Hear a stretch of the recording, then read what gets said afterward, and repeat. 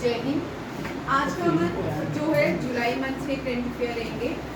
सारी इंपॉर्टेंट जुलाई मंथ में current affair हैं और रिवीजन में हाईलाइट्स रहेंगे स्पोर्ट्स करंट अफेयर। स्पोर्ट्स में जितने भी इंपॉर्टेंट करंट अफेयर्स हैं वो हाईलाइट्स रहेंगे। और यहाँ पे आज हम पार्लियामेंट्री एक कॉन्फ्रेंस हुई है, नेक्स्ट जो है ब्राज़ील में हो रही है, ब्रिक्स कॉन्फ्रेंस हो रही है एंड ब्रिक्स के जो है national development bank, international development bank की कॉन्फ्रेंस हो रही है। वो सारे क्वेश्चन आज हम एक एक करके देखेंगे। फर्स्ट क्वेश्चन है, ये है कॉमनवेल्थ पार्लियामेंट्री एसोसिएशन ने एक कॉन्फ्रेंस दी है, उस कॉन्फ्रेंस को जोन 2 बोला गया है। Zone 2 of the Commonwealth parliamentary association. ये कॉन्फ्रेंस भारत में ही हुई है, धर्मशाला तपो वन में। धर्मशाला जो है हिमाचल प्रदेश में है। कहाँ पे है? हिमाचल प्रदेश। जिनका अभी एग्जाम होने वाला GD 10+2 जिनका एग्जाम है, यहाँ से उनको क्वेश्चन आ सकता है highest cricket stadium in the world. Highest cricket stadium जो है धर्मशाला में है, चहल इंटरनेशनल क्रिकेट स्टेडियम। याद रखिए हाईएस्ट क्रिकेट स्टेडियम जो है वो कौन सा है? चहल। ठीक है। सबसे बड़ा लार्जेस्ट कौन सा है? ठीक है, लार्जेस्ट जो है नरेंद्र मोदी स्टेडियम। ये नरेंद्र मोदी स्टेडियम गुजरात में है। कहाँ पे है? गुजरात में। यहाँ पे लार्जेस्ट ये क्रिकेट का स्टेडियम, ये क्वेश्चन का ये इम्पोर्टेंट। ठीक है, ये क्रिकेट का सबसे बड़ा स्टेडियम है। ठीक है, ये याद रखिएगा क्रिकेट का स्टेडियम है, लार्जेस्ट कैपेसिटी होल्डर है ये स्टेडियम। और ये कहाँ पे है? अहमदाबाद। हाईएस्ट स्टेडियम क्रिकेट का पूछेंगे तब बोलना हिमाचल प्रदेश में है। हिमाचल प्रदेश के इस स्टेडियम को चहल कहते हैं। क्या कहते हैं? चहल। ठीक है, ये धर्मशाला में है। ये धर्मशाला जो है हिमाचल प्रदेश में है। लाशा, देखिए भाई, लाशा फॉरबिडन सिटी, इसको क्या कहते हैं? Forbidden city. Forbidden city of the world क्यों कहा जाता है? क्योंकि यहाँ पे लाशा जो है तिब्बत की कैपिटल है। इसकी कैपिटल है तिब्बत। अब धर्मशाला करेंगे तो तिब्बत को ना याद करें, ऐसा नहीं हो सकता। तिब्बत जो है दलाई लामा, जितने भी जो बौद्ध गुरु हैं सबसे बड़े, उनको हम लामास बोलते हैं। क्या बोलते हैं? लामास। दलाई लामा एक व्यक्ति का नाम नहीं है, एक ऑर्गेनाइजेशन का नाम है। ठीक है, दलाई लामा।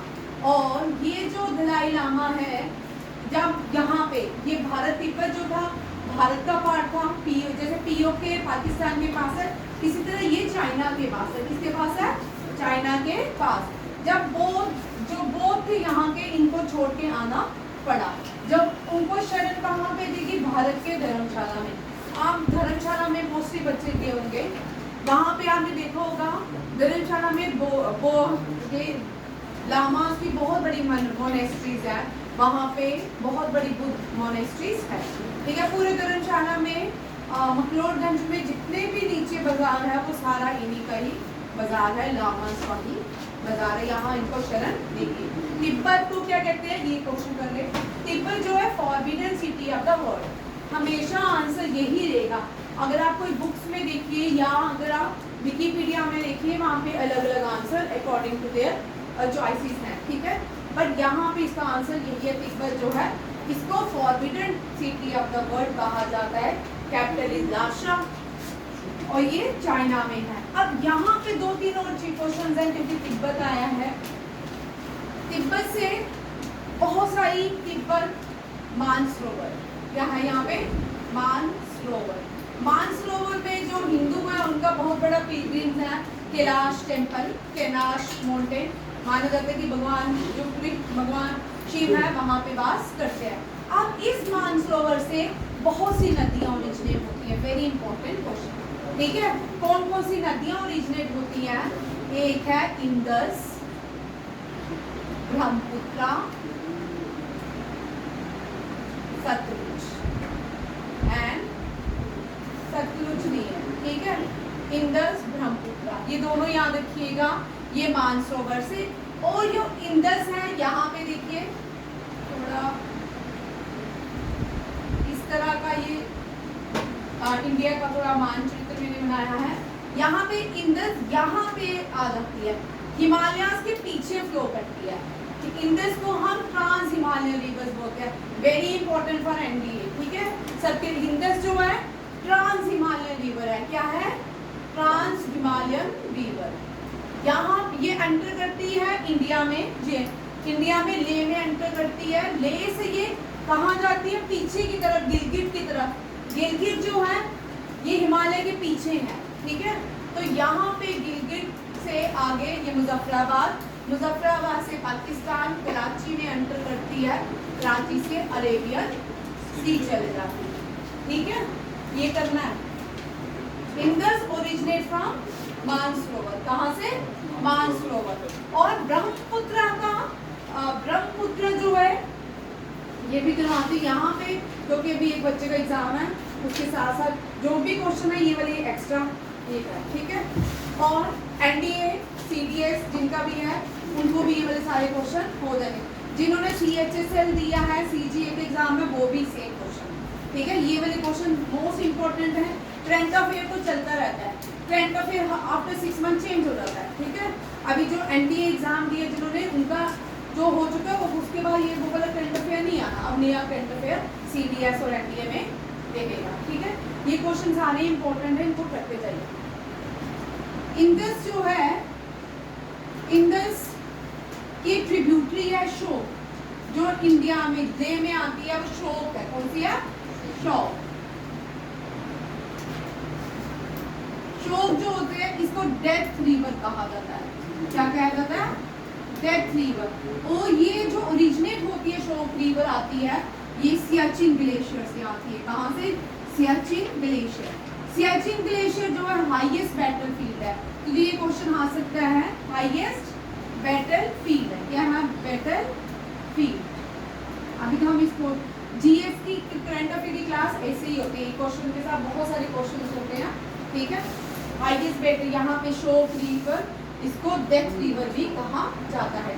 ये याद रखिए, इंडस कहाँ जाती है, दोनों ब्रह्मपुत्र भी मानसरोवर से निकल रही है, इंडस भी मानसरोवर से निकल रही है। जो इंडस है वो कहाँ जा रही है, पाकिस्तान। और इंडस का एंशिएंट नेम भी है, एंशिएंट नेम भी है। और इस नाम के ऊपर भारत की सभ्यता है, सिविलाइजेशन पाई जाती है, दैट इज सिंधु, ठीक है, सिंधु। ये इंडस का ओरिजिनल नाम सिंधु है, जिसे हिंदू बने, क्या बने, हिंदू। सिंधु से क्या बने, हिंदू। हिंदू कोई धर्म नहीं है, रिलीजन नहीं है। ये ग्रीक जो वर्ड, ग्रीक लोग जब भारत में आए थे, इनकी सॉन्ग्स में स नहीं है, क्या नहीं है, एस नहीं है, तो इनको ये स की जगह ये क्या बन गए, हम हिंदू, क्या बन गए, हिंदू, ठीक है, ये हम हिंदू बन गए। अभी रिसेंटली वीवर ने बहुत तबाही मचाई है पाकिस्तान में, उसमें बहुत सारे लोग बह गए, पूरी फैमिलीज बह गई हैं। स्वात दरिया के नाम से जाना जाता है।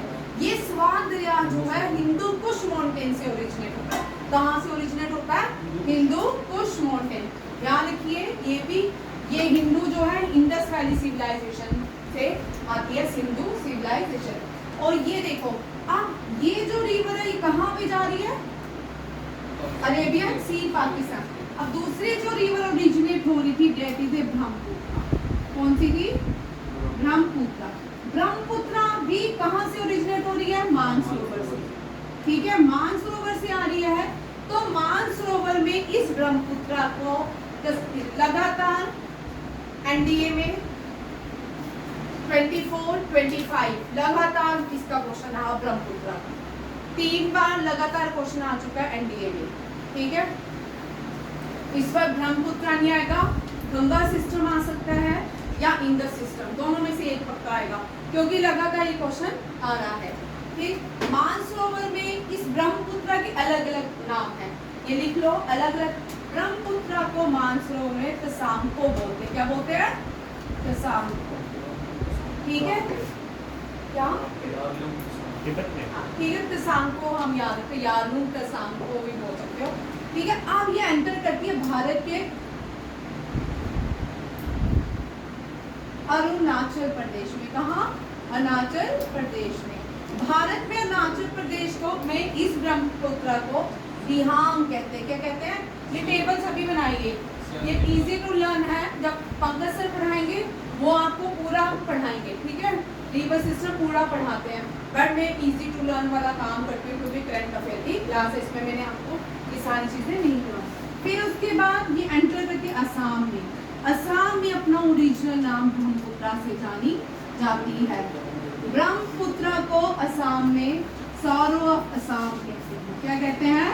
Sorrow of Assam. इस असम में ये जब ऊपर से नदियां आती हैं, जब प्लेन्स में आती है तो बिखर जाती है, वाइड हो जाती है, तो बीच में बड़ी सारी स्पेस छोड़ देती है, लैंड को छोड़ देती है। इसकी वजह से वहां पे एक लैंड, एक क्या बनता है? River island. क्या बनता है?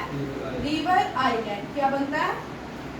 आपने ओशन में मूवीज देखी होंगी, वहां पे सी आइलैंड्स होते हैं। इसी तरह ये नदी से रिवर आइलैंड बनता है, इसको मचोली कहते हैं। इसको क्या कहते हैं? ये दुनिया का इकलौता largest and the only river island of the world, Asia and India. It is a Majuli island. ये बहुत बार क्वेश्चन, अगर आप 90s के पेपर उठा लो, 90 के से लेके अब तक उठा लो, ये क्वेश्चन 1000 बार हो चुके हैं। मचोली जो है, ठीक है, ये मचोली क्या है? रिवर आइलैंड है। मन्नत समझ आया? मचोली क्या है? रिवर आइलैंड है। Only river island in the world is Majuli. कौन सा है? मचोली। कहाँ चले थे? ठीक है, धर्मशाला गया तो वहां से यहाँ पहुंच गए। ठीक है, अब ये जो जब असम में पहुंची, असम से ये बांग्लादेश जाती है। कहाँ जाती है? बांग्लादेश। और बांग्लादेश में इसको जमुना कहते हैं। क्या कहते हैं? जमुना। फिर ये यहाँ से बे ऑफ बंगाल जाती है। कहाँ जाती है? बे ऑफ बंगाल एंटर कर जाती। दोनों नदियाँ ओरिजिनेट हो रही हैं मानसरोवर से, बट जा रही है कोई एक वेस्ट में जा रही है, एक ईस्टर्न फ्लो हो रही है। जो वेस्ट में गई है वो इंडस है, जो ईस्ट में गई है वो कौन सी है? वो ब्रह्मपुत्र है।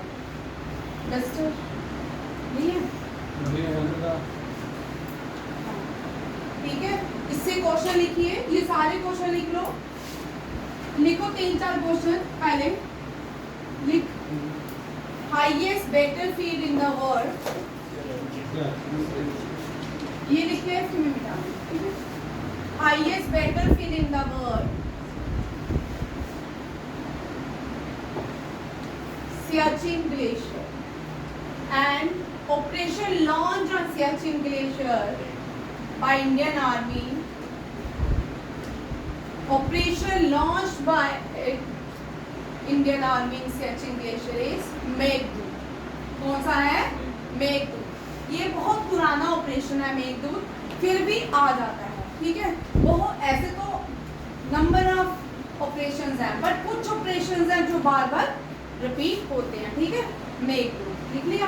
अब next, Indus is a western flowing river. Indus क्या है? Western flowing. इंडस जो है वेस्टर्न, WEST या Indus is the western flowing river ends in Arabian sea. ये भी याद रखिए, बड़ी बार क्वेश्चन आता है कि इंडस जो है ये कहाँ पे मर्ज होती है? अरेबियन सी में। ठीक है, आपको समझ आ रहा है बच्चों? आगे लिखो, Brahmaputra is the eastern flowing. अब देखो, ये नॉर्थ में भारत के हिमालयास हैं। क्या है? हिमालयास, ये भी याद रखिएगा।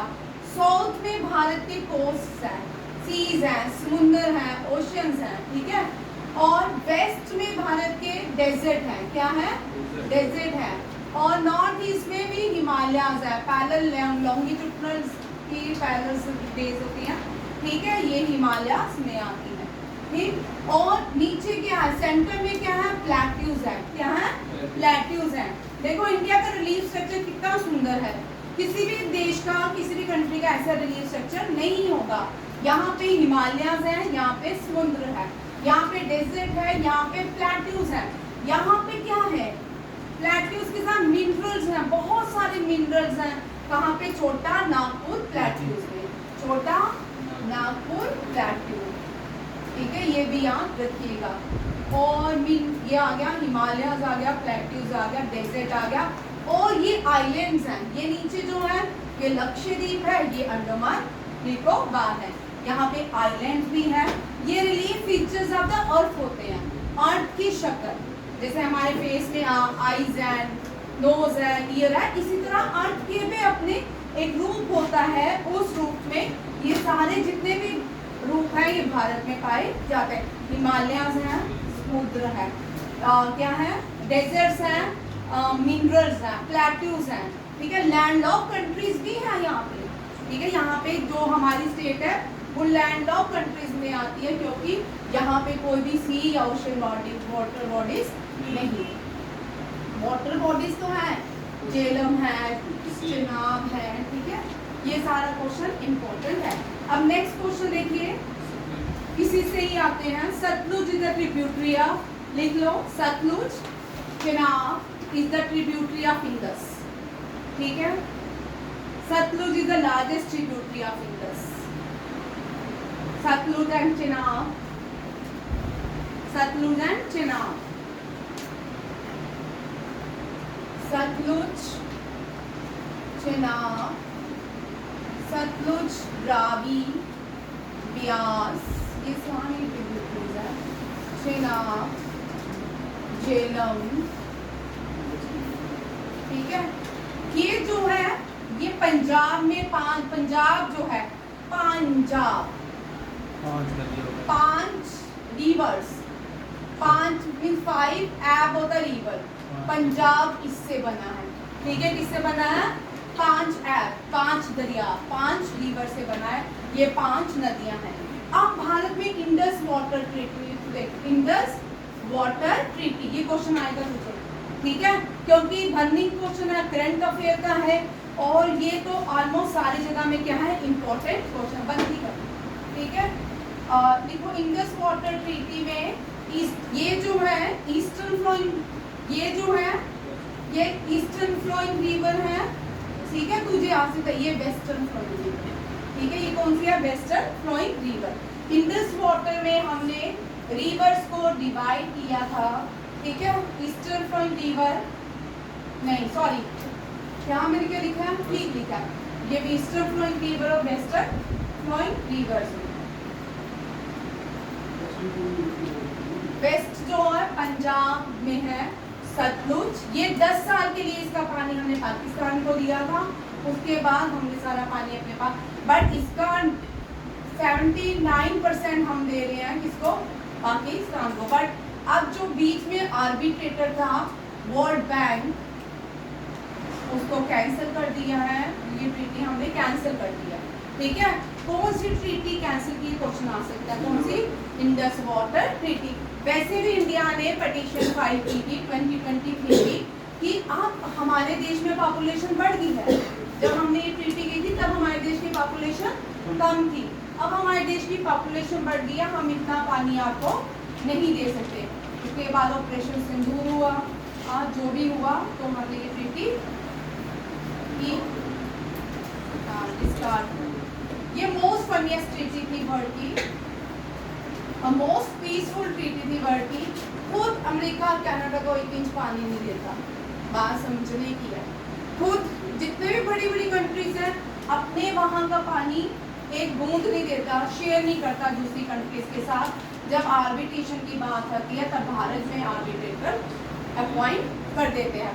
ये बड़ी इंपॉर्टेंट, आप आज घर जाइए रिसर्च कीजिए कौन कौन से देश में, जैसे यूके, यूएसए, बड़े बड़े जितने भी देश हैं, ये कौन कौन सी नदियाँ शेयर करती हैं अपनी नेबरिंग कंट्रीज का। वहाँ देखिए कितना पानी दे रहे हैं, ठीक है।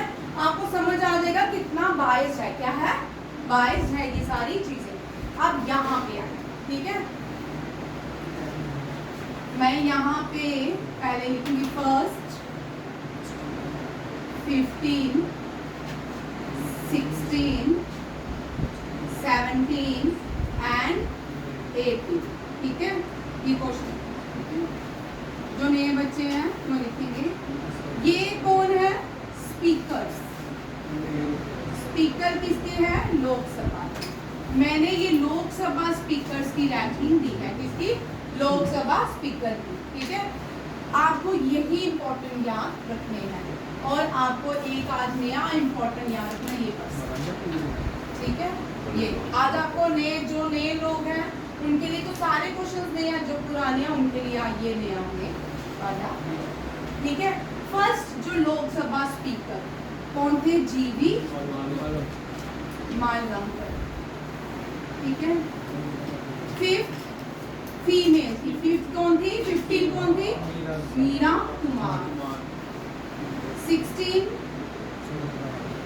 सुमित्रा महाजन। 17 ओम। 18 ओम। करंट ओम बिरला। ठीक है, करंट कौन है? ओम बिरला। आप इस क्वेश्चन को देखिए, जो ये कॉन्फ्रेंस हुई है कॉमनवेल्थ पार्लियामेंट्री एसोसिएशन की, इसको लीड किसने किया है? ओम बिरला ने। किसने? ओम बिरला। ओम बिरला क्या है? पार्लियामेंट के स्पीकर। पार्लियामेंट में लोकसभा स्पीकर है। कौन है?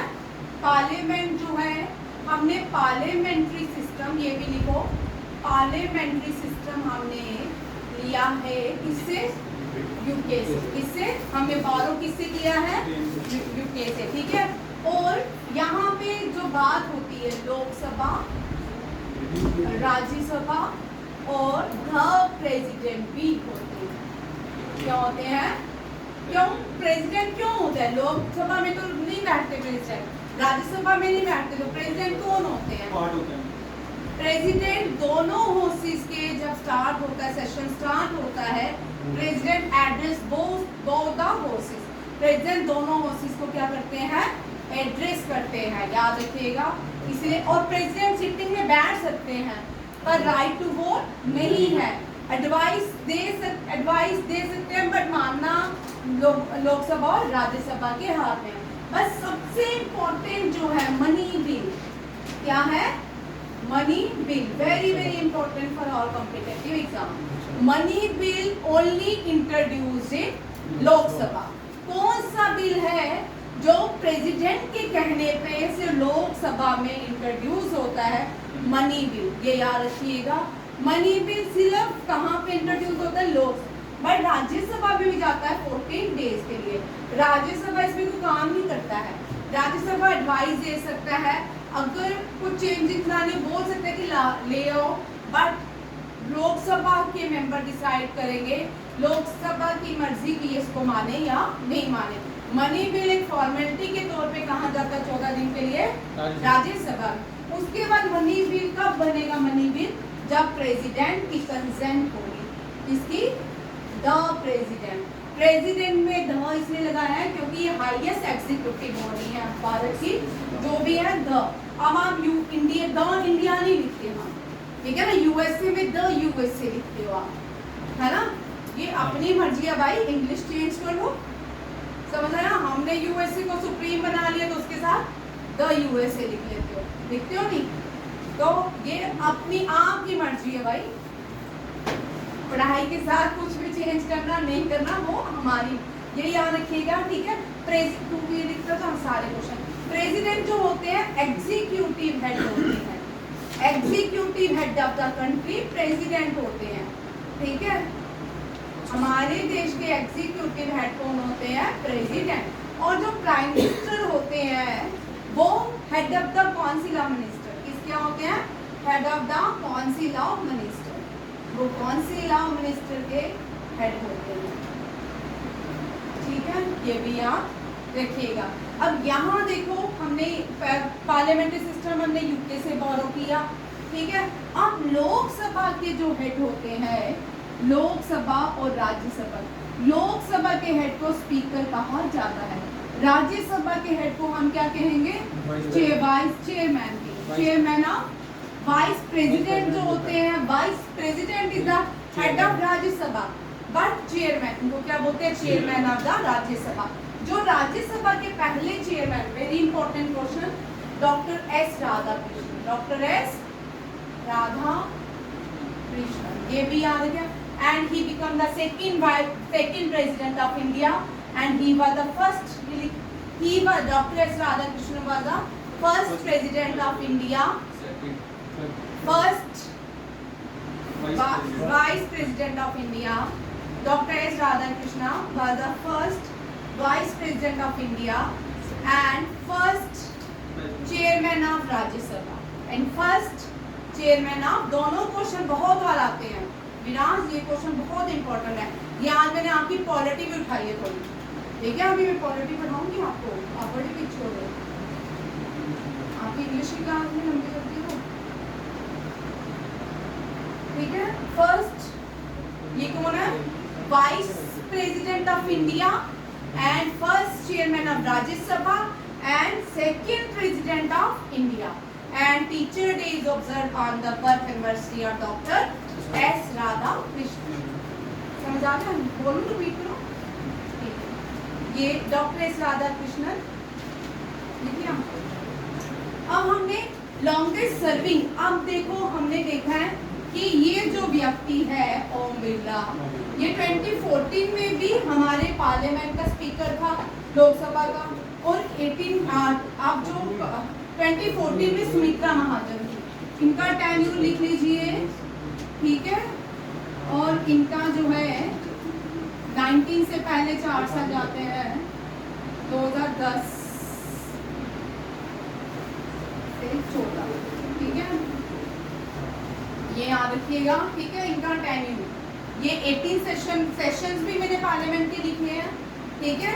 कौन से सेशन में मीरा कुमार पार्लियामेंट की स्पीकर थी, कौन से सेशन में सुमित्रा महाजन पार्लियामेंट की स्पीकर थी, ओम बिरला कौन कौन से सेशन में था।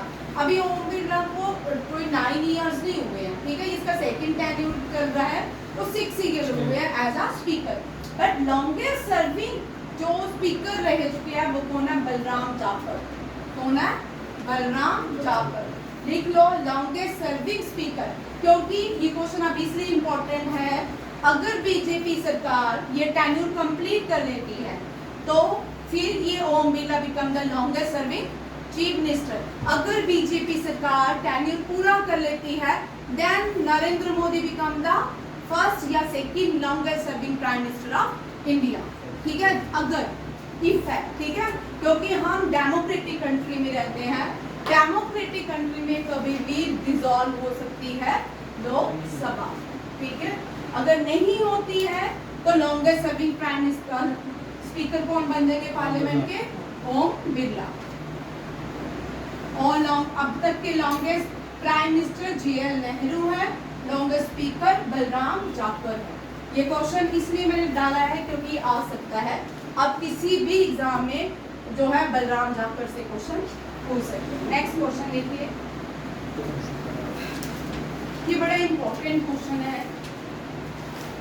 रिजाइन, ये भारत में जो चेंजिंग आई है, भारत में बहुत सारी changing, make in India, G20, Sherpa, सारा क्रेडिट इस व्यक्ति को जाता है, अमिताभ कांत को। ये कैसा व्यक्ति है? 45 इयर्स इसने गवर्नमेंट जॉब लिया और उसके बाद अब जो बने हैं ये इनकी पोस्ट से नीचे क्या है? इन्होंने रिजाइन किया। यहाँ पे रिजाइन किससे किया है?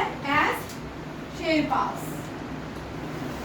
शेरपा G20, ठीक है?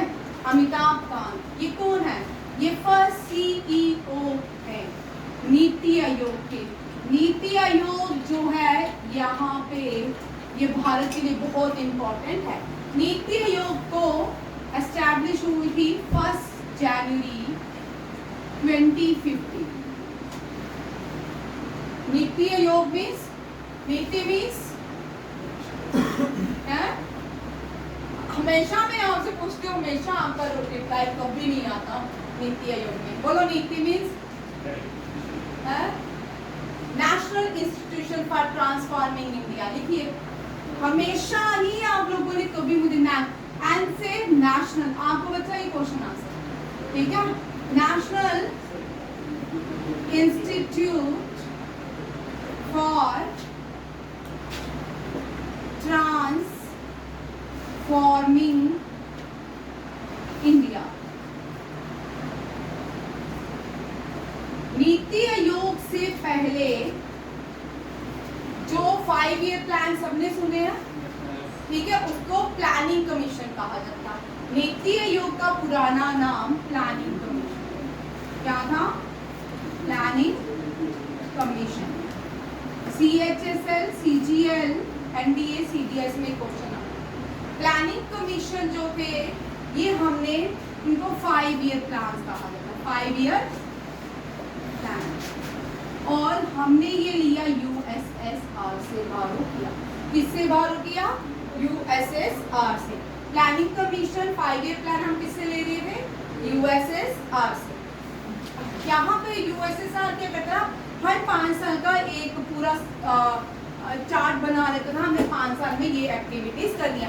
इसी तरह आपने देखा होगा एग्रीकल्चर रिफॉर्म्स आए, वो भी 5 ईयर प्लान में आए। अब आपने देखा होगा बैंकिंग रिफॉर्म्स आए, वो भी आपने इसी में ही देखा। आपने देखा होगा नेहरू रिफॉर्म्स आए, वो भी इसी में आए। गरीबी हटाओ, वो भी 5 ईयर प्लान का ही पार्ट था।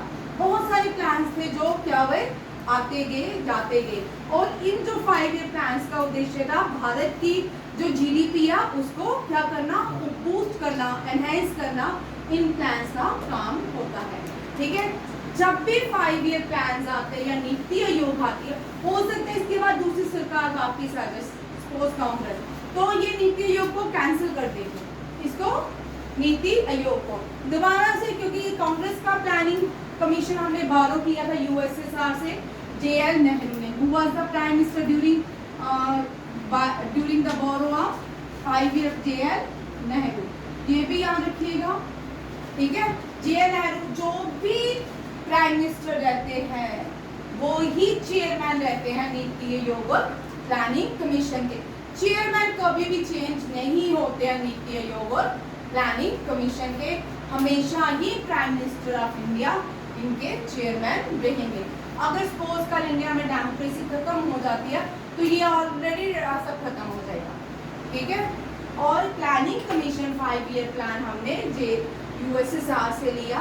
जब ये नीति आयोग लगाया गया तब 12 प्लानिंग कमीशन चल रहा था। कौन सा? 12 प्लानिंग कमीशन चल रहा था, और 13 इम्प्लीमेंट होना था। कौन सा होना था? 13 इम्प्लीमेंट होना, बट ये 13 इम्प्लीमेंट भी हुआ।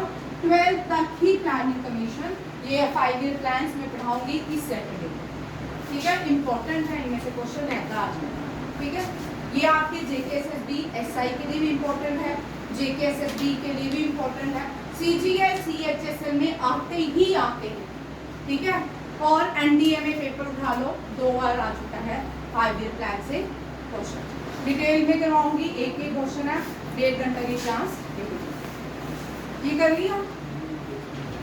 ये अमिताभ कांत जो है जी, ये शेरपा, पीयूष गोयल जो थे फर्स्ट शेरपा थे G20 के, फर्स्ट शेरपा।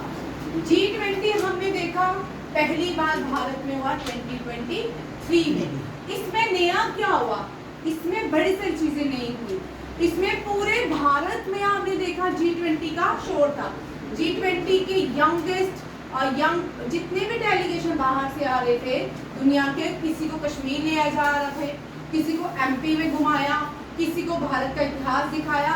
हर टाइम G20 की क्या हो रही थी, पूरे साल भारत में G20 को as a celebration, as a festival मनाया गया 2023 में, क्योंकि इसमें बड़े सारे काम हुए।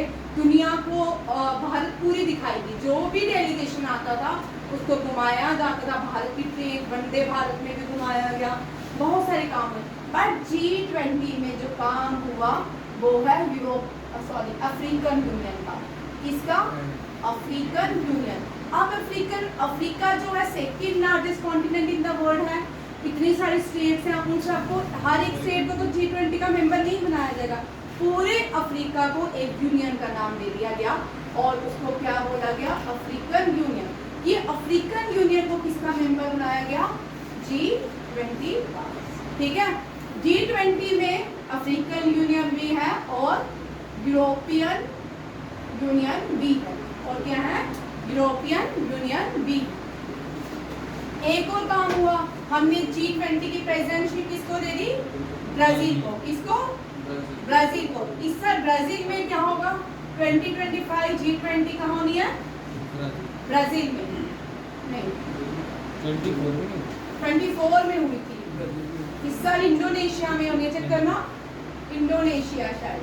ठीक है, G20 की नहीं, सॉरी, अफ्रीका में, ठीक है, इस साल अफ्रीका में है। कहाँ पे G20 की, लिख लो 24 and 25, ये दोनों ही याद रखनी है। तो यहाँ पे एक तो ये हुआ।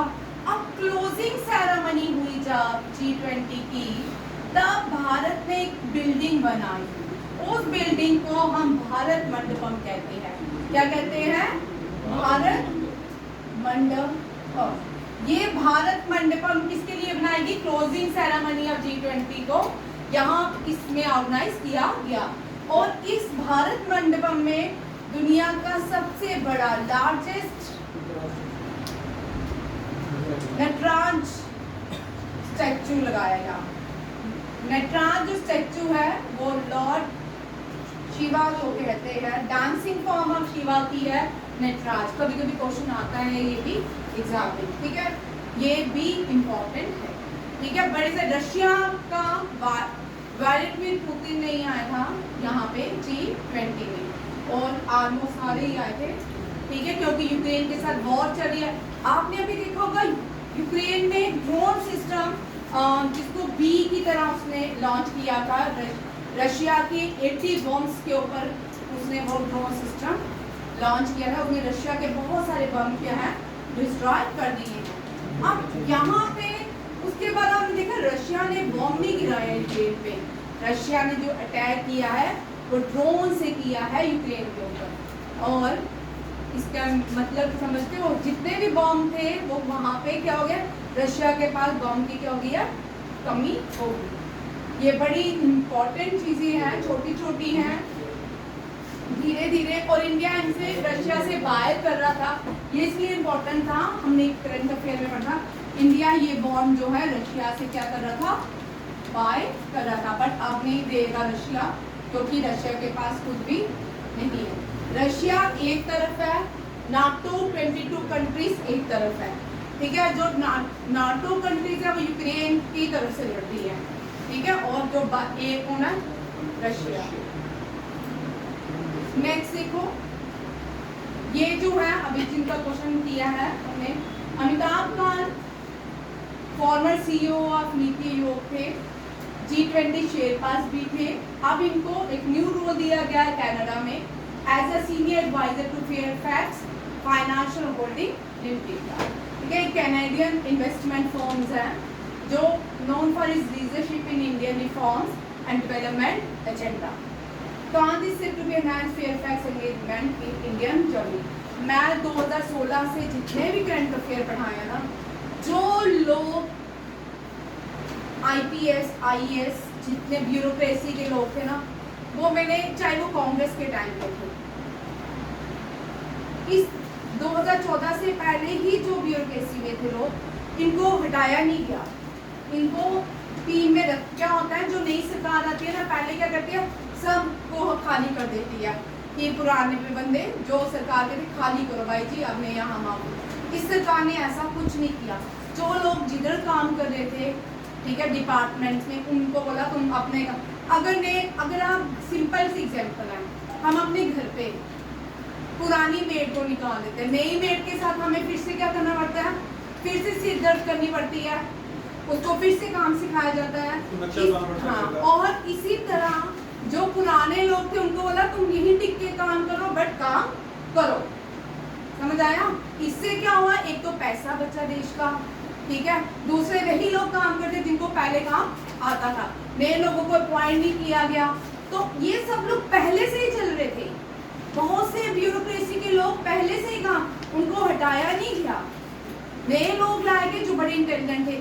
ये one of the intelligent man माना जाता है भारत का, क्योंकि इसने मेक इन इंडिया प्रोजेक्ट को लॉन्च किया, G20 को ऑर्गेनाइज किया, वर्ल्ड के हर एक व्यक्ति से बात की, ठीक है। ये बहुत इंपॉर्टेंट, G20 एक सक्सेसफुल रेट है पूरे दुनिया के लिए।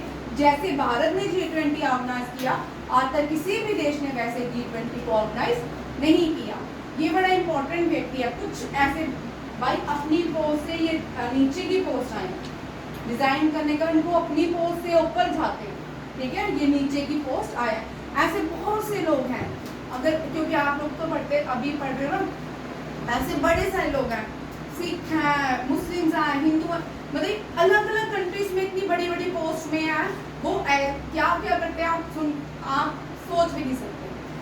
मतलब उन्होंने भारत को बनाने के लिए वहां से एक सर्कुलर बनाते हैं, भारत ने किस तरह ऊंचा जाना है, यहाँ पे भी कोई ना कोई कुछ ना कुछ अच्छा निकल के आएगा, तभी इसको अपॉइंट किया है। यहाँ हम 1 साल के बाद या हो सकता है 6 मंथ के बाद या 1 ईयर के बाद सुनेंगे जरूर कुछ ना कुछ नया भारत के लिए। ठीक है, अमिताभ कांत G20 शेरपास ने, याद रखिएगा, सेकंड और farmer CEO of NITI Aayog. Next, ये व्यक्ति भी बड़ा इंपॉर्टेंट है, पराग जैन का नाम। ये न्यू चीफ बने हैं किसके? रॉ के। ये किसलिए इंपॉर्टेंट है? रॉ ने क्या किया है रिसेंटली, ऑपरेशन सिंदूर में इस व्यक्ति का बहुत बड़ा रोल रहा, तो इसीलिए इसको क्या बनाया गया, न्यू चीफ ऑफ रॉ बनाया गया। आपने देखा होगा DGMA की भी मीटिंग्स हुई, उसमें भी जो आर्मी के पर्सन लेड कर रहे थे उन DGMA मीटिंग को, उनको भी हाईली पोस्ट दी गई है। रिसेंटली को डिप्टी चीफ बना है नेवी का, कोई आर्मी का बना है, अभी रिसेंटली हमने करंट अफेयर में पढ़ा। ये चारों इंपॉर्टेंट है, नए बच्चों के लिए लाई हूँ, मुझे पता है नए बच्चे भी हैं, ये चारों इंपॉर्टेंट है। ठीक है, लिखो प्रयाग जैन, ये किसके बने हैं? रॉ के। पी नारायण इसरो ने 52 सर्विलेंस सैटेलाइट लॉन्च करने की बात की है। 52 सर्विलेंस, मैंने आपको पहले भी बताया है, अब आप न्यूज सुनोगे, रील सुनोगे तो आपको पता चल जाएगा। ठीक है, अब भारत ने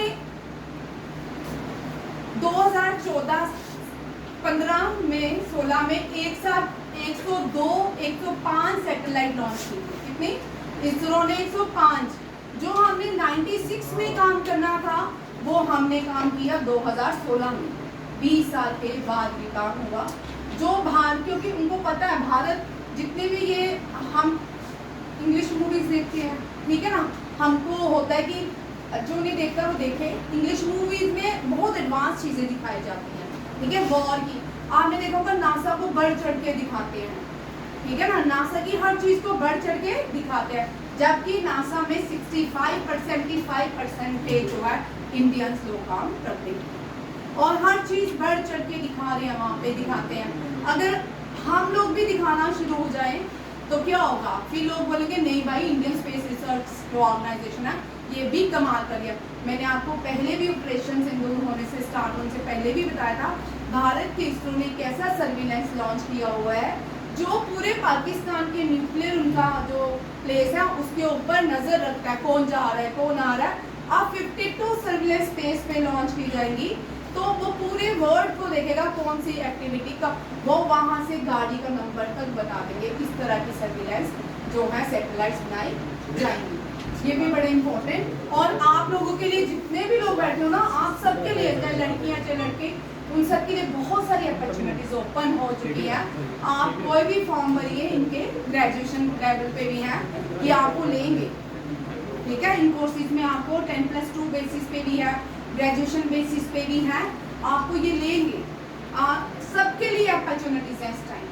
पहले हम सब बोलते थे कि कुछ है नहीं है, अब DRDO, इसरो, जितने भी ये वाले जो भारत की सैटेलाइट्स बनाती हैं, प्राइवेट एजेंसीज भी, इनके पास अपॉर्चुनिटी है। आप लोगों के लिए अपॉर्चुनिटी है। अभी आप कोई भी कोर्स ज्वाइन कर लें, अगर आपको ये नहीं लेते तो मुझे बता, आपके लिए बहुत सारे रास्ते खुल गए, ठीक है। बस आपको पढ़ना है तभी रास्ते खुलेंगे, ठीक है। 10+2 वाले तो हार्ड वर्क करें इस साल बड़ा।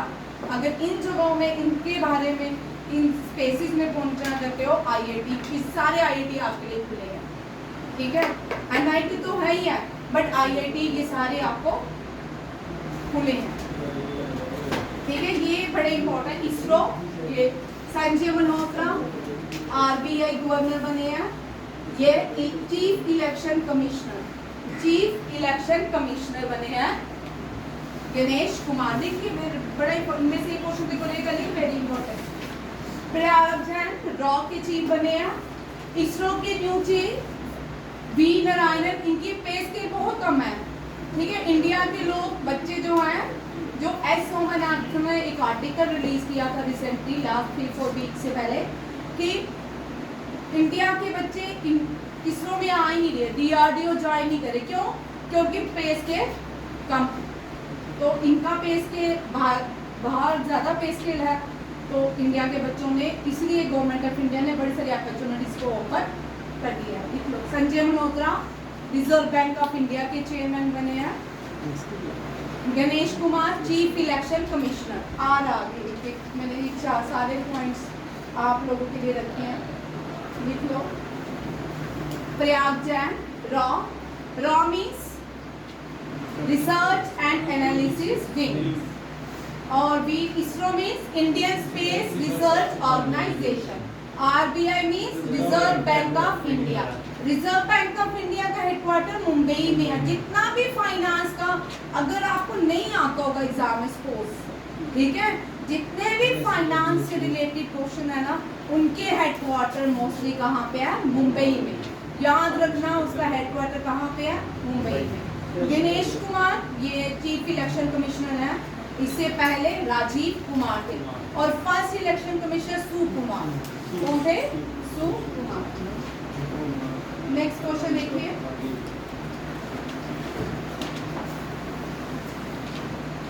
रिसर्च एंड एनालिसिस विंग बनाया गया था 1968, हेडक्वार्टर न्यू दिल्ली में है, मोटो है धर्मो रक्षित रक्षिता, ठीक है। और फर्स्ट जो चीफ थे KN Rao, very very important, क्योंकि इसका राव का क्वेश्चन है और फर्स्ट याद रखना है, KN Rao. Indian space research organisation 1969, Pakistan का यहाँ रखिए। जो सुपार्को है वो 1959 में भारत के 10 साल पहले बनाया गया था। लिख लीजिए, पाकिस्तान की स्पेस एजेंसी को सुपार्को SUPERCO सुपरको, ठीक है, 1969 भारत का बनाया गया था। हेडक्वार्टर है बेंगलुरु, और चेयरमैन है V नारायण। फर्स्ट लिखिए, फर्स्ट चेयरमैन ऑफ इसरो, यहाँ नहीं लिखा अपने कॉपी में, Vikram Sarabhai. First chairman of, इसमें से क्वेश्चन होंगे, ये भी सारे कर देना, तेरा पेपर क्लियर हो गया, ठीक है। First chairman of ISRO Vikram Sarabhai.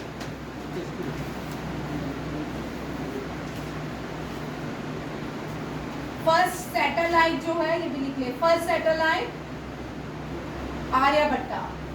First satellite of India Aryabhata. First missile build by DRDO, first missile किसने बनाई थी? DRDO, पृथ्वी, ठीक है। अब नाग 1, 2, 3, 4, 6 जनरेशन तक नाग हमारा पहुंच गया है। अभी MK2 जो थी, MK2 कोई MK1 पढ़ा हमने, 2 पढ़ा, अब कौन सा पहुंच गया? 3। अब नेक्स्ट ईयर पढ़ेंगे कोई MK4, ठीक है। अब तेजस में भी चेंजिंग आएंगी, ठीक है, न्यू, हाँ तेजस करना है, ठीक है। विक्रम साराभाई लिख लिया सबने, ठीक है। अब कुछ ये भी करंट अफेयर्स हैं जो इस बार अपॉइंट किए, ये भी मैंने scientific institute. First very very important question, ये CSIR की फर्स्ट वुमेन अपॉइंट हुई है। CSIR means council of security and industrial research, ठीक है, वेरी इंपॉर्टेंट। ये क्वेश्चन हर हाल में आना है, ठीक है। नेला थम्बी कैलाश सेल्वी, ठीक है, हाँ ये पिछले साल मैंने करवाया था, 6-7 महीने पहले, ये इंपॉर्टेंट है। DRDO के चेयरमैन है समीर B कामत, और भाभा एटॉमिक रिसर्च सेंटर के हैं Vivek Basir. Indira Gandhi centre for atomic research CG खड़गर। एटॉमिक एनर्जी कमीशन के अजीत कुमार मोहंती, ये भी बड़े इंपॉर्टेंट पर्सन है। पुनीत कृष्ण नायर, वेरी इंपॉर्टेंट, ये डायरेक्टर है विक्रम साराभाई सेंटर के, ठीक है। और अनुसंधान नेशनल रिसर्च फाउंडेशन के न्यू चीफ जो CEO बने डॉक्टर शिव कुमार काल्या नारायणन, ठीक है। ये सारी अपॉइंटमेंट्स हैं, जब भी विराज अपॉइंटमेंट्स आती है इनमें से रहती है, जब भी देखो अपॉइंटमेंट, जो नए बच्चे हैं 3 चीजें सीख लीजिए। जो भारत की रिसर्च के अपॉइंटमेंट्स, एक, दूसरा पूरी दुनिया की अपॉइंटमेंट नहीं हमने करनी कि भारत का एम्बेसडर कहाँ पे इनवाइट अपॉइंट हुआ, एनवॉय कहाँ पे हुआ, ये नहीं करना। सिर्फ पूरी दुनिया के कौन से नए प्रेसिडेंट बने हैं, कौन से प्राइम मिनिस्टर बने हैं और कौन से चांसलर बने हैं, बस सिर्फ 3 क्वेश्चन ये करने हैं अपॉइंटमेंट में। यूएन की बॉडी की कौन हेड बने हैं, 4th क्वेश्चन ये करना है। इंडिया की जितनी भी जो सेंट्रल गवर्नमेंट ऑर्गेनाइज उनकी अपॉइंटमेंट करनी है। ऐसे नहीं करना है कि आपने HDFC का भी कर लिया, बैंकिंग का जिनका नहीं है, ठीक है, वो अपॉइंटमेंट्स नहीं हमने करनी है, ठीक है। जो शार्क टैंक में CEO बनते हैं उनकी अपॉइंटमेंट्स नहीं करनी है, ठीक है। बड़े सारे आपको जो भी करंट अफेयर का पेज के यूट्यूब में फॉलो करो या ऐसे करो, आपको ये सारी अपॉइंटमेंट्स आ जाती है वहाँ पे, ठीक है। इतना टाइम अपॉइंटमेंट में वेस्ट नहीं करना है। NTA में 2 तरह की अपॉइंटमेंट्स रहती है, या कोई फीमेल प्राइम मिनिस्टर बनती है किसी भी दुनिया की, या कोई फीमेल किसी भी दुनिया की प्रेसिडेंट बनती है, या कोई फीमेल माउंट एवरेस्ट गई, या कोई फीमेल इनमें से एक अपॉइंट हुई। इस तरह की NDA में अपॉइंटमेंट्स रहती है, ठीक है, याद रखिएगा, ये भी बड़ा इंपॉर्टेंट क्वेश्चन है। Next question, reserve bank of India. Reserve भाई वीडियो से स्क्रीनशॉट ले लेना, ठीक है। रिजर्व बैंक ऑफ इंडिया जो है इसका हेडक्वार्टर मुंबई महाराष्ट्र में। रिजर्व बैंक 1 अप्रैल 19 अंग्रेजों के टाइम के जमाने का बैंक है, ठीक है। ये पहले जो इंपीरियल बैंक होता था भारत का, जिसको हम स्टेट बैंक ऑफ इंडिया कहते थे। क्या कहते थे? स्टेट बैंक ऑफ इंडिया की इनॉग्रेशन मद्रास में हुई थी, में भी वहीं की हुई थी, ठीक है। इसको पहले हम इंपीरियल बैंक कहा जाता था, ठीक है। ये RBI तो मुंबई में ही हुआ है। फर्स्ट गवर्नर इंडियन ही थे, दोनों चीजें याद रखिएगा। जो RBI के फर्स्ट गवर्नर थे सर ऑसबोर्न स्मिथ थे। कौन थे? ऑसबोर्न। और CD देशमुख जो है ये फर्स्ट चर्च गेट का नाम लिख लीजिए, चर्च गेट रीनेम है CD देशमुख। चर्च गेट कहाँ पे है? मुंबई महाराष्ट्र। मुंबई महाराष्ट्र का win a very very important question for you, ठीक है। ये स्नेहा, ये तेरे लिए भी है, स्वीटी आपके लिए। आप धीरे धीरे लगते रहना, ठीक है। कोई भी एग्जाम पास करना मुश्किल नहीं है, ठीक है। सब जो हमारे पास 10+2 बच्चे आते हैं ना, मोस्टली हमारा एक्सपीरियंस है कि वो बच्चे धीरे धीरे लगते रहते, स्टेप स्टेप चढ़ते रहते थे। तो जब ग्रेजुएशन खत्म होता था ना, वो 1 साल और देते थे, पूरा 1 साल पूरा वो काम करते थे। उसके बाद ग्रेजुएशन के बाद आगे एडमिशन ही लेते थे, पूरा काम करते थे, क्योंकि उनका टारगेट बिल्कुल क्लियर होता था कि अगर किसी ने बैंक PO बनना उसका भी टारगेट, किसी ने CDS जाना उसका भी क्लियर होता था। वो पूरे 1 साल लगते रहते थे। फिर 1 साल के बाद हमने टेस्टिंग वेस्टिंग पे काम किया, और जब पहला पेपर देते थे उसमें 2 नंबर से रह जाते थे, जब दूसरा देते थे क्रैक करते थे। मोस्टली मैंने बैंकिंग के एग्जाम में ऐसा देखा है, या CDS में भी अपने बच्चे ऐसे देखे हैं, जो धीरे धीरे चलते रहते हैं, लास्ट में वो अपनी मंजिल पा लेते हैं। बट आपको धीरे धीरे रहना है, स्टेबल, क्योंकि हमारा दिल बड़ा चंचल है, दोस्त बड़े हैं, YouTube बड़ा है, ठीक है, गूगल बड़ा है, तो हम क्या होता है डिस्ट्रक्टिव हो रहे हैं। पहले हम बच्चों को एक बुक करवाने के बाद दूसरी देते थे, दूसरी करवाने के बाद तीसरी देते थे। मैथ की हमारे बच्चे 5 बुक्स करते थे, और अब वो बुक्स उनमें धूल भी पड़ चुकी है, 2 भी नहीं करते हैं। मेरे सर से बच्चे सर फाड़ते, मैंने तो सर को फाड़ते हुए किताबें देखी है ना। जब सर ने पहली बार फाड़ी ना, मेरा दिल ही रुक गया, मेरे को सर किताबें फाड़, सर इसको तू ये कर, तू ये कर, तू ये कर। वो आज सब बच्चे अच्छी पोजीशन पे हैं, हमसे तो 100 गुना अच्छे हो गए हैं। वो सब आज हायर ऑफिसर्स हैं, ठीक है, उनकी रैंकिंग है, तो कर्नल है, तो कुछ बड़ी अच्छी अच्छी बैंक्स में PO है, उन्हें अलग अलग बच्चों ने किया है। जान मारते हैं आपको, जान आप गूगल से एडवाइस मत लें, यूट्यूब से मत लें, किसी से मत लें, जैसे पढ़ रहे हो वैसे चलने दो, ठीक है। पढ़ते जाओ, आप जरूर एक दिन कामयाब होंगे, हम होंगे कामयाब, ठीक है। आज का थीम है हम होंगे कामयाब। हाँ, for deputy governor of RBI M Rajeshwara, ये लिखने की जरूरत है, फर्स्ट इंडियन गवर्नर तक लिखिए, ठीक है, क्योंकि इसके आगे ज्यादा नहीं है। इलेक्शन कमिश्नर देखिए 1950 में बनाया गया था, ठीक है, न्यू दिल्ली में हेडक्वार्टर है। दिनेश कुमार फर्स्ट है, सुकुमार लिख लीजिए, सुकुमार फर्स्ट है। और फीमेल कौन सी है? वो Rajni, first female election commissioner. बोल क्या नाम है? फर्स्ट फीमेल इलेक्शन कमिश्नर कौन है? रमा देवी। हाँ, रमा देवी। BS हम रमा देवी नहीं बोलते, रमा देवी। BS रमा देवी। मैम नहीं आई, मैम छुट्टी। ठीक है, BS रमा देवी कौन है? First female election commissioner.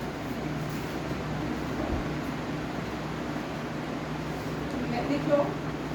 और आर्टिकल जो है कॉन्स्टिट्यूशन के अंदर, इन आर्टिकल के अकॉर्डिंग इलेक्शन कमीशन को अपॉइंट किया जाता है। इन सबको इलेक्शन कमिश्नर का अपॉइंट कौन करता है? प्रेसिडेंट।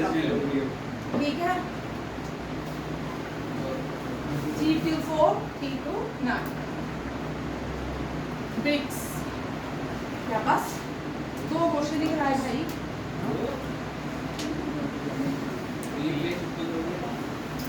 ये बड़ा क्वेश्चन है, ठीक है, इसको कल करेंगे। आज सिर्फ हाईलाइट देखते हैं, क्योंकि मुझे पता होता है कि आज नहीं जाएगा।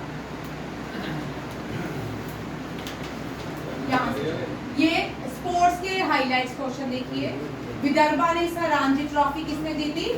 ठीक है, यहाँ लिखो रणजी ट्रॉफी सामने विदर्भा। इतना लंबा क्वेश्चन आपको लिखने की जरूरत नहीं है, क्योंकि ये प्रेजेंटेशन के लिए होता है। ठीक है, ICCI वुमेन चैंपियनशिप ऑस्ट्रेलिया ने Syed Modi international badminton, Syed Mushtaq Ali trophy जो है क्रिकेट से, लिखो Syed Mushtaq Ali trophy associated cricket, Syed Modi international badminton tournament badminton से PV सिंधु ने गोल्ड जीता इसमें। R प्रज्ञानंदन ने B गुकेश को हराया है और टाटा स्टील मास्टर्स जीत लिया है। ये चारों क्वेश्चन इंपॉर्टेंट है। मैं हर रोज आपको 10 हाईलाइट क्वेश्चन पीछे वाले दूंगी, जिससे आपको रिवीजन होती रहेगी। ये इंपॉर्टेंट क्वेश्चन है इनमें से आपको, ठीक है। और JKSSB वाले तैयारी शुरू कर दो, ठीक। अगर वॉर ना हुई तो पेपर हो जाएगा, भगवान ना करे वॉर करो तो बिना वॉर के भी काम हो जाए। डी मुकेश, क्योंकि यात्रा शुरू हो चुकी है आज से, अमरनाथ यात्रा। ना कुछ हो तो अच्छी बात है, ठीक है। आगे देखो, ये एलन बॉर्डर बड़े फेमस एक टाइम के ये क्रिकेटर थे ऑस्ट्रेलियन के, इनके नाम पे अवार्ड है। ट्रेविस हेड ने जीता है। चेन्नई ओपन वेरी इंपॉर्टेंट, ये टेबल लॉन टेनिस से है। किरियन जैकवेट ने जीता है, वेरी इंपॉर्टेंट। और Indian snooker championship Pankaj Advani ने जीती है। नेक्स्ट है अंडर 19 वर्ल्ड कप जो है इंडिया ने जीता है। लास वेगस ग्रैंड प्रिक्स जीता है मैक्स वर्स्टेपन ने, यह फार्मूला 1 से रिलेटेड है, ठीक है। Under 19 Asia cup defeated India by 59 run और ये बांग्लादेश को हराया है 50। अंडर 19 एशिया कप भी इंडिया ने जीता है। अंडर 19 वुमेन T20 भी एशिया ने, ये जो है हॉकी है। ये आपके 10 क्वेश्चन जो थे इसे, और जो रह गए हैं कल बड़े इंपॉर्टेंट, निर्मला सीतारमण से स्टार्ट करेंगे और आगे के भी खत्म करेंगे, ठीक है। थैंक यू, जय हिंद।